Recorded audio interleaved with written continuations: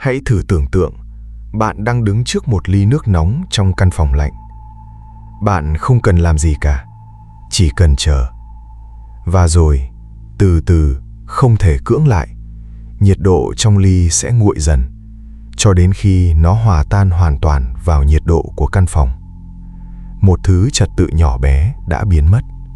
Không ai ra lệnh cho nó làm vậy. Không có lực lượng nào đẩy nó đi. Nó chỉ đơn giản xảy ra.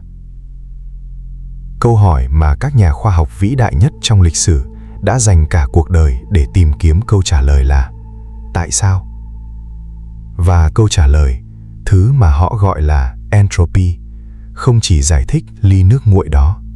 Nó giải thích tại sao chúng ta có thể nhớ quá khứ nhưng không thể nhìn thấy tương lai. Nó giải thích tại sao sự sống có thể tồn tại. Và cuối cùng, nó quyết định số phận của cả vũ trụ. Hầu hết chúng ta đều được dạy rằng trái đất sống nhờ năng lượng từ mặt trời. Điều đó không sai, nhưng nó chỉ là một nửa của sự thật.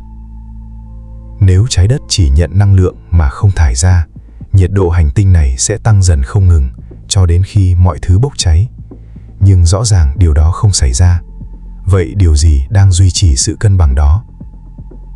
Câu trả lời là trái đất bức xạ ngược lại vào không gian một lượng năng lượng gần như tương đương với lượng nó nhận được từ mặt trời.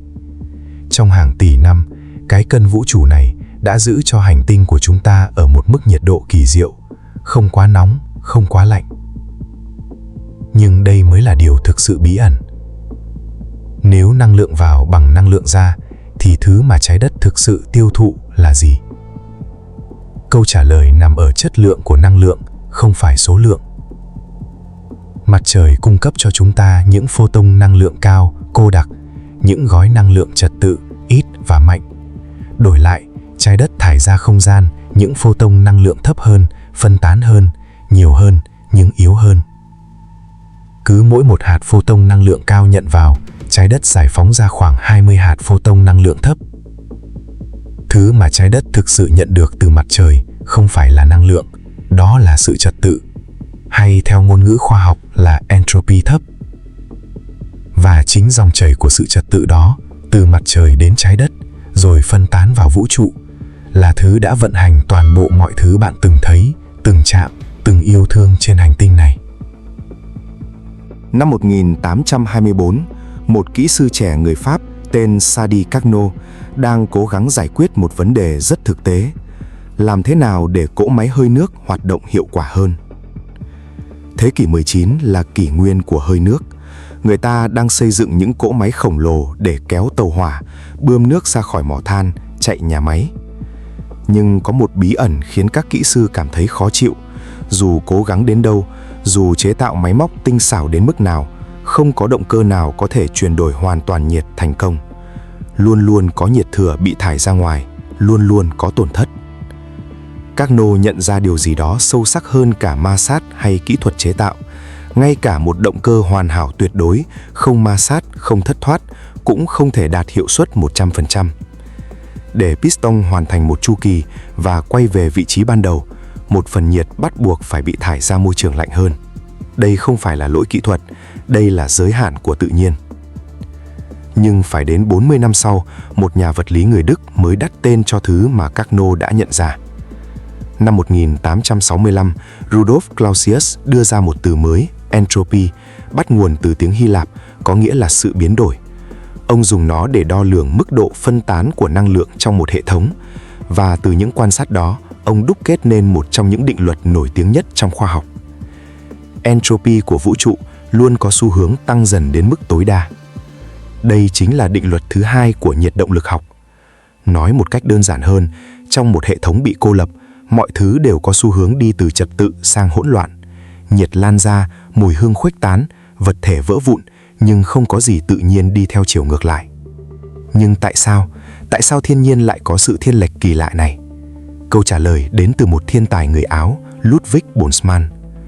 Trong khi những đồng nghiệp thời đó vẫn còn tranh cãi về việc nguyên tử có tồn tại hay không, Boltzmann đã dùng chúng để giải thích entropy theo một cách hoàn toàn mới, không phải bằng nhiệt, không phải bằng năng lượng, mà bằng xác suất. Hãy tưởng tượng bạn có một hộp chia làm 2 ngăn với 8 phân tử khí. Nếu nhốt tất cả chúng vào một ngăn, chỉ có một cách duy nhất để sắp xếp, tất cả bên trái. Nhưng nếu để chúng chuyển động tự do, số cách phân bố đều hai bên sẽ lớn hơn rất nhiều. Bây giờ hãy thay 8 phân tử thành 100 tỷ phân tử. Số lượng cách sắp xếp trong trạng thái phân tán đều lớn hơn trạng thái tập trung một góc không phải gấp đôi, không phải gấp trăm, mà gấp những con số không thể diễn đạt bằng ngôn ngữ thông thường. Nhiều đến mức xác suất để tất cả các phân tử khí trong căn phòng bạn đang ngồi đột nhiên dồn vào một góc và bạn ngạt thở là thấp hơn xác suất bạn chiến thắng xổ số mỗi ngày trong 1 triệu năm liên tiếp. Entropy tăng đơn giản vì hỗn loạn có nhiều cách tồn tại hơn trật tự. Mọi thứ đều đang dịch chuyển về phía dễ xảy ra hơn, và trạng thái dễ xảy ra nhất luôn là trạng thái phân tán, lộn xộn, vô trật tự. Đây là một trong những ý tưởng sâu sắc nhất mà loài người từng nghĩ ra, và nó đã khiến Boltzmann điên loạn theo đúng nghĩa đen. Ông chết trong một vụ tự tử năm 1906 khi bị đồng nghiệp phủ nhận trong nhiều thập kỷ. Chỉ vài năm sau, nguyên tử được xác nhận tồn tại và lý thuyết của ông được ca ngợi khắp nơi. Phương trình nổi tiếng nhất của ông hiện được khắc trên bia mộ ông ở Vienna. Đến đây, bạn có thể đang tự hỏi, nếu mọi thứ đều đi từ trật tự sang hỗn loạn thì làm sao sự sống có thể tồn tại? Sự sống rõ ràng không đi theo chiều đó. Một tế bào sống phức tạp hơn nhiều so với các phân tử hóa học rời rạc tạo nên nó. Cơ thể con người duy trì một cấu trúc tinh vi đến mức đáng kinh ngạc, nhiệt độ ổn định, hàng nghìn phản ứng sinh hóa phối hợp mỗi giây, thông tin DNA được sao chép với độ chính xác phi thường. Đây có phải là bằng chứng cho thấy sự sống vi phạm định luật thứ hai? Không, sự sống không vi phạm định luật đó, nó chỉ lách qua theo một cách cực kỳ thông minh. Hãy nhớ lại trái đất và mặt trời.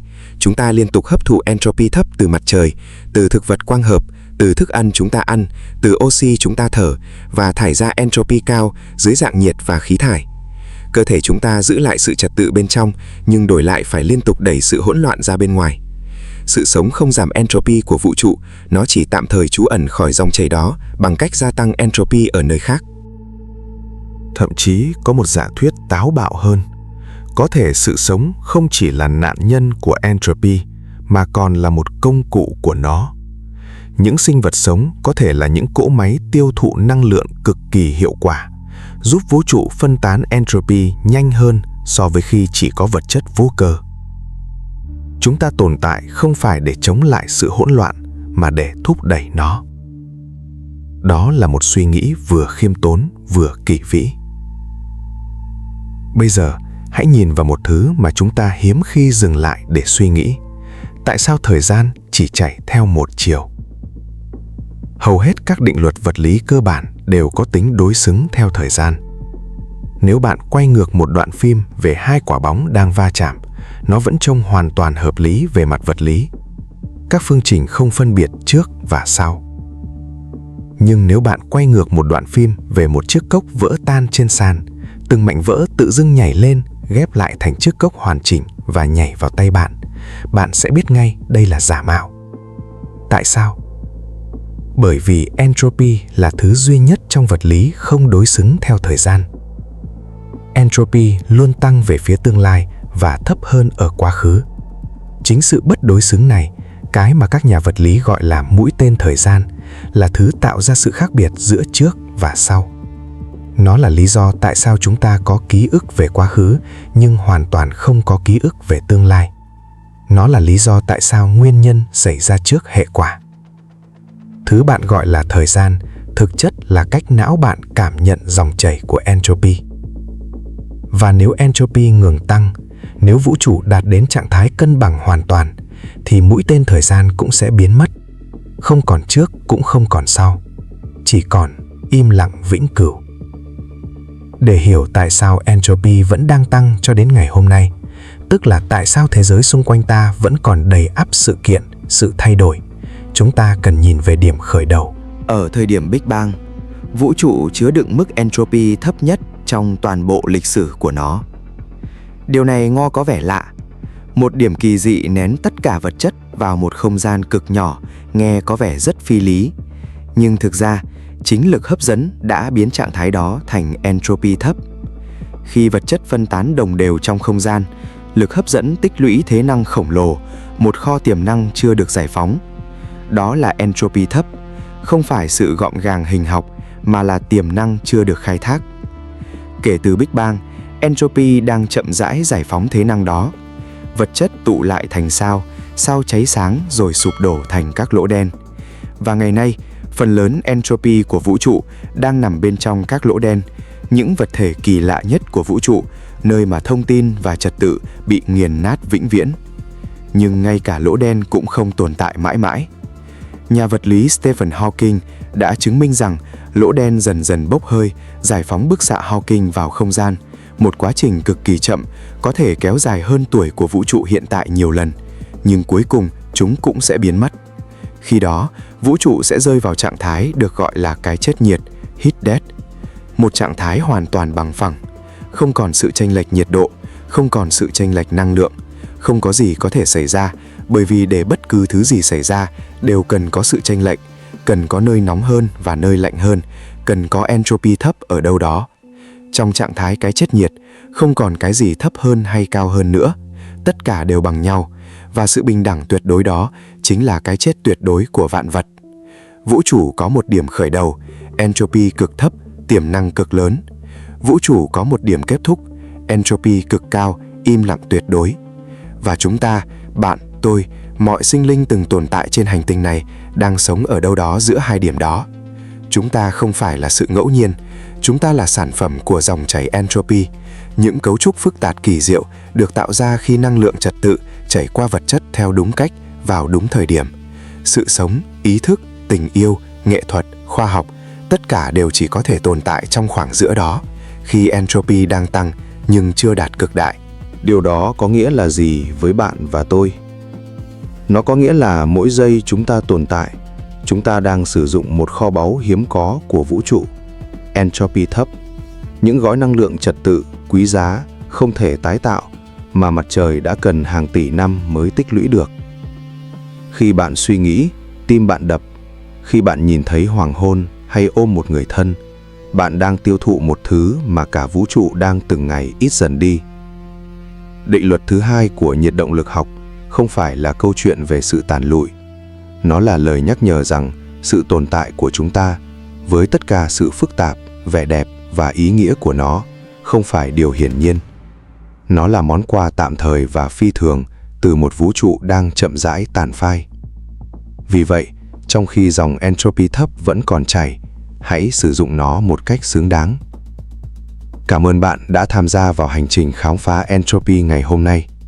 Hãy đăng ký theo dõi kênh Lược Sử Ngày Mai ngay hôm nay để cập nhật những tin bài mới nhất. Hẹn gặp lại bạn trong các hành trình khám phá kỳ thú lần sau. Ra mắt những video chất lượng, đừng quên ghé thăm đường link Shopee của kênh để đặt hàng mà tụi mình đã để trong phần miêu tả của video này nhé. Hoặc bạn có thể donate cho kênh bằng cách quét mã trên màn hình. Để hoàn thành video này, tụi mình đã phải bỏ ra từ 10 đến 20 tiếng cho việc nghiên cứu, viết kịch bản, thu âm và dựng phim. Mỗi sự ủng hộ của bạn là một động lực to lớn để kênh tiếp tục phát triển và mang thêm các kiến thức bổ ích đến gần hơn với tất cả mọi người. Cảm ơn bạn đã xem video và hẹn gặp lại ở những video clip tiếp theo.